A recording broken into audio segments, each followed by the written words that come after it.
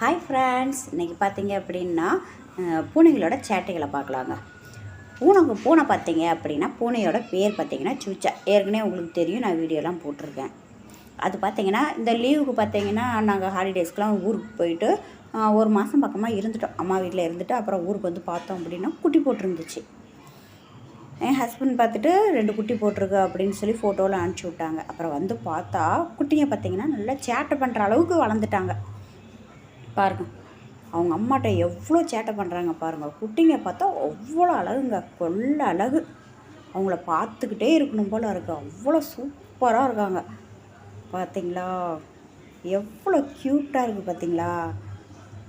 பாருங்கள், அவங்களோட சேட்டையை பார்க்கும்போது ரொம்ப சூப்பராக இருக்குதுங்க.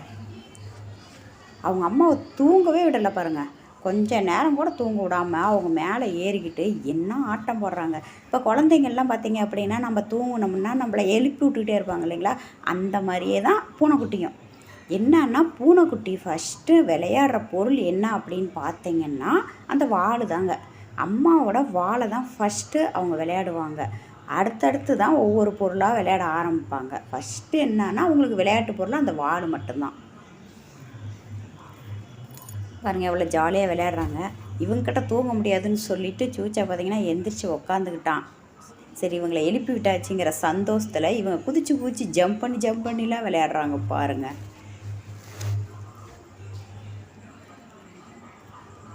இவங்க ஆனால் அதிகம் பார்த்திங்க அப்படின்னா குழந்தையில் இருக்கும்போது பார்த்திங்கன்னா இருட்டுக்குள்ளே தாங்க இருக்காங்க. பகலில் பார்த்திங்கன்னா அதிகம் வரமாட்டாங்க, வெளிச்சத்துலேயும் அதிகம் வரமாட்டாங்க. அந்த இருட்டுக்குள்ளாரையே தான் இருக்காங்க.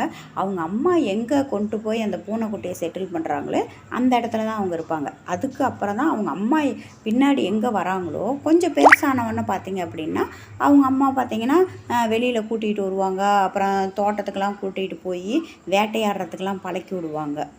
அதுக்கப்புறம் தான் கொஞ்சம் கொஞ்சமாக அவங்க விளையாட ஆரம்பிப்பாங்க. இப்போ பார்த்திங்கன்னா இப்போ தான் கொஞ்சம் லைட்டாக வர ஆரம்பிக்கிறாங்க, விளையாடுறாங்க. இதுக்கப்புறம் பார்த்திங்க அப்படின்னா அவங்க கொஞ்சம் காலம் இன்னும் ஒரு 10 நாளில் பார்த்திங்கன்னா அவங்க வெளியில் போய் விளையாடுற அளவுக்கு தயாராகிடுவாங்க. பார்த்திங்களா எவ்வளோ க்யூட்டாக பார்க்குறாங்க பார்த்திங்களா? உங்களுக்கு யாருக்கு பூனைக்குட்டிலாம் ரொம்ப பிடிக்கும் அப்படின்னு கமெண்டில் சொல்லுங்கள்.